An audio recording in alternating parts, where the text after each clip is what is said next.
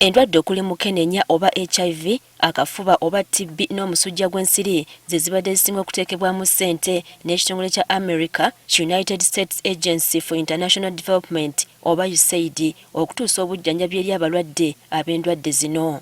Amangu ddala ng'omukulembeze wa Amerika omujja Donald Trump kyajje alayizibwe ebimu ku byasoose okugoba gy'emirimu egibadde gikolebwa ekitongole kino ng'agamba nti walina okusooka okubawo okunoonyereza ku mawanga agabadde gaganyulwa mu nteekateeka eno okumala ennaku 9. Embeera eno etadde ab'ebyobulamu ku bunkenke naddala ababaka ba palamenti abasawo nga beebuuza buti eggwanga bwe ligenda okumalako n'abalwadde akakadde akalamba n'emitwalo 3 abali ku ddagala. Olwedde ab'omusujja tufiirwa abantu abasukka mu 3 buli lunaku ng'abasinga ku bo baana bali wansi wa myaka 5 ng'abasinga ku bo bakyala bamaama abali embuto. Kinaaba kitya ng'obuyambi obubadde butuweebwa abantu bano nga twalekera ddala n'oggula eddagala ery'omusujja be babadde baligula babuyimiriza suddenly. Bagamba nti kyewuunyisa okuba nga gavumenti ekyali mu kubalaatira mu nsonga eno nga bo abalwadde emitima gy'abeewanise dda. In my view,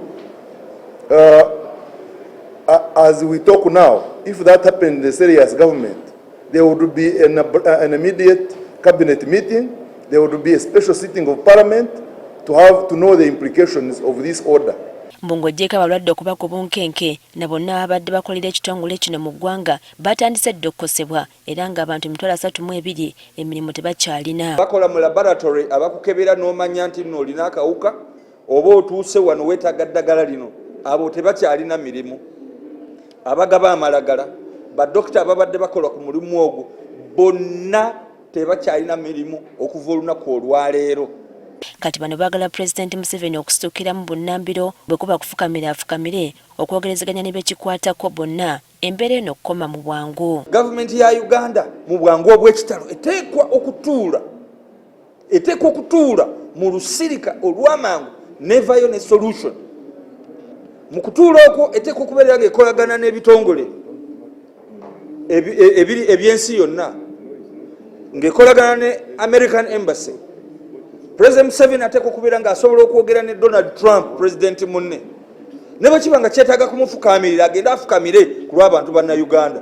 Ekisinza okubeeraliikiriza kwe kubanga ssente gavumenti zegerekera eby'obulamu ntono nnyo bw'ogeraageranya n'obutabalika 7 obubadde buva mu Amerika ku by'obulamu. Olunaku lw'eggulo ateekerateekera minisitule y'ebyobulamu Diana Atwine yategeezezza ng'enteseganya bwe zaatandise okulaba ng'ekiragiro kino kikoma bunnambiro. Tujja kutuula era twatandise dda okwogera nabo.